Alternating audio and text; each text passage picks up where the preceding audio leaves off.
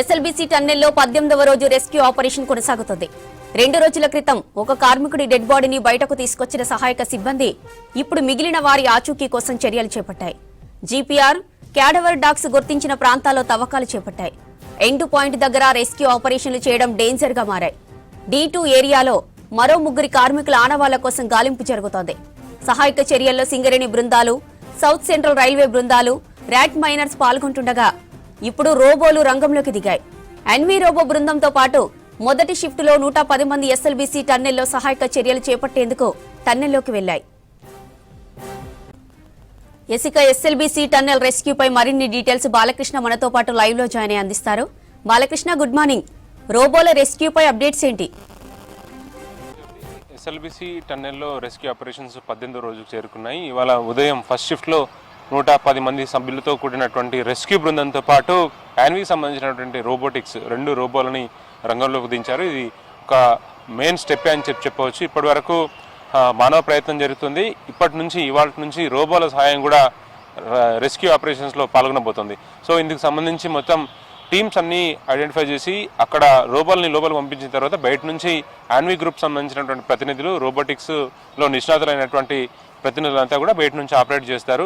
ఎగ్జాక్ట్గా D1, D2 ఏరియాలో ఏదైతే ప్రమాదం జరిగిందో ప్రమాదానికి సంబంధించినటువంటి ఈ ఆనవాళ్లను కేడవర్ డాగ్స్, కేరళకు సంబంధించినటువంటి డాగ్స్ ఐడెంటిఫై చేసిన ఏరియాలో ముఖ్యంగా body remains detection area BRD అంటారు. సో ఆ ఏరియాలో ఏదైతే కేడవర్ డాగ్స్ ఐడెంటిఫై చేశాయో ఆ ఏరియాలోనే స్పెసిఫిక్గా ఎక్స్కావేషన్స్, డిగ్గింగ్ జరుగుతూ ఉంది. అందుకు సంబంధించినటువంటి ప్రక్రియను అటు హ్యూమన్ రిసోర్సెస్ యాంగిల్లో ప్రయత్నాలు కొనసాగిస్తుంటే, రెస్క్యూ బృందాలు ప్రయత్నాలు చేస్తుంటే, మరోపక్క రోబోట్స్ కూడా వాటి రోల్ని కీ రోల్ని పోషించబోతున్నాయి. ఇది చాలా కీ స్టెప్గానే చెప్పవచ్చు. ఎందుకంటే హ్యూమన్ లాసెస్ జరగకుండా ఉండేటందుకు ఇది ఒక ప్రయత్నంగా చెప్పవచ్చు. సీఎం రేవంత్ రెడ్డి ఎస్ఎల్బీసీ టన్నెల్ని విజిట్ చేసినప్పుడు ప్రత్యేకించి ఈ రోబోల వాడకం గురించి ప్రస్తావించారు. అదే అంశాన్ని దాదాపు ఫస్ట్ వాళ్ళు రోబోస్ సంబంధించిన ఆపరేట్ చేసే ప్రతినిధులంతా కూడా ఫస్ట్ ఫీల్డ్ని విజిట్ చేయడం జరిగింది. లోపల టన్నెల్లో పరిస్థితుల్ని వాళ్ళు సమీక్షించుకున్నారు.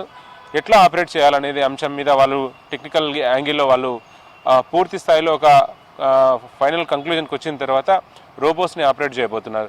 సో ఇవాళ ఫస్ట్ అటెంప్ట్గా రోబోలు లోపలికి వెళ్తున్నాయి. D1, D2 ఏరియాలోకి వెళ్ళి అక్కడ ఎట్లాంటి ప్రయత్నాలు చేస్తాయనేది మాత్రం చాలా ఇంట్రెస్టింగ్గా మారుతుంది. ఎందుకంటే బహుశా ఒక ట్రాజెడీ జరిగినప్పుడు, లేకపోతే ఒక ఇన్సిడెంట్ జరిగినప్పుడు, ఇట్లాంటి ఒక పెద్ద ఇన్సిడెంట్ జరిగినప్పుడు రోబోల్ని వినియోగించడం అనేది చాలా అరుదుగా చూస్తుంటాం. అట్లాంటి ఇన్సిడెంట్ని మనం ఎస్ఎల్బీసీ టన్నెల్లో ప్రమాదం జరిగిన ఏరియాలో ఇవాళ చూడబోతున్నాం. సో వాటి రిజల్ట్స్ ఏ విధంగా ఉంటాయనేది మనం చూడాల్సి ఉంది. ఎందుకంటే దాదాపు 16 రోజుల తర్వాత ఒక డెడ్ బాడీని వెలికి తీశారు. ఆ ఏరియాలోనే ఎగ్జాక్ట్గా TBM ఫ్రంట్ పార్ట్ ఏదైతే ఉందో ఆ ఏరియాలో D2 ఏరియా, మనము అది D2 ఏరియాగా దాన్ని క్రియేట్ చేశారు, D2 ఏరియాగా నిర్ధారించారు.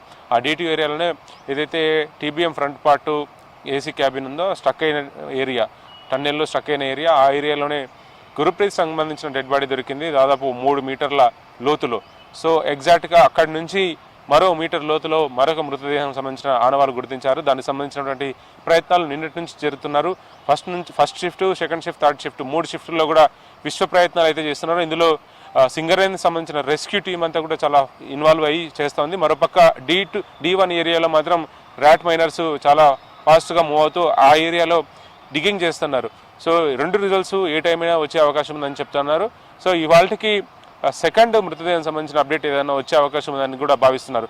ఇందుకు సంబంధించి రెస్క్యూ ఆపరేషన్స్ అయితే చాలా ఫాస్ట్గా మూవ్ అవుతున్నాయి. అందులో ప్రత్యేకించి ఇవాళ ఎంటర్ అవుతున్నటువంటి రోబో ఏవైతే ఉన్నాయో వాటి రోల్, ఒకవైపు మానవ ప్రయత్నం, మరోవైపు రోబోల ప్రయత్నం, ఈ 2 మిక్స్ అయ్యి ఎట్లాంటి రిజల్ట్ వస్తుంది అనేది కొంచెం మనం చూడాల్సిన అవసరం ఉంది. ఎందుకంటే వాటర్ కూడా చాలా నీటి చాలా వేగంగా వస్తుంది. మన టన్నులో నిన్న ఎగ్జాక్ట్గా ప్రమాదం జరిగిన ప్రదేశానికి V6 టీం బృందం వెళ్ళింది. సో ఆ ఏరియాలో మనం క్షుణ్ణంగా పరిశీలించిన తర్వాత ఎట్లాంటి వాటర్ నీటి ఊట వస్తుంది అనేది మనం కళ్ళ కట్టినట్టుగా వివరించే ప్రయత్నం చేసింది V6 ద్వారా.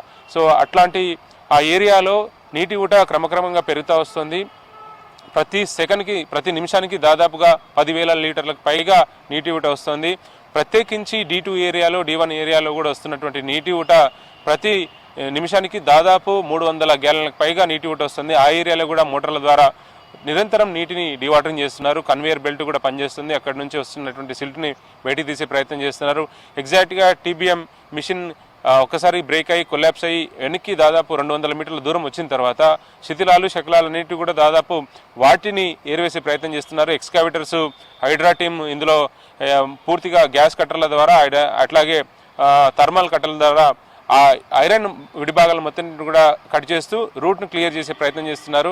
ఎందుకంటే టన్నెల్లో ఈ 44 కిలోమీటర్స్ టన్నెల్లో ఇప్పటి వరకు పూర్తయింది, 32 కిలోమీటర్ల మేర పూర్తయింది. ఇప్పుడు మిగతా జరుగుతున్నటువంటి 9 కిలోమీటర్ల ఏరియా హైపర్ సెన్సిటివ్ ఏరియా. ఆ సెన్సిటివ్ ఏరియాలో చాలా కీలకమైన డేంజర్ జోన్గా చెప్పవచ్చు. అక్కడ రెస్క్యూ ఆపరేషన్ జరుగుతున్న సందర్భంలో ప్రమాదం జరిగిన 14th కిలోమీటర్ నుంచి దాదాపు ఒక 200 మీటర్ల దూరం టీబీఎం బ్యాక్ పార్ట్ వచ్చేసింది, టేల్ పార్ట్ వచ్చేసింది. కాబట్టి అదంతా కూడా టన్నెల్ లోపలికి ఏదైతే D2 ఏరియాకి పోవాలంటే మాత్రం D1 ఏరియా నుంచి వెళ్లాల్సి ఉంటుంది.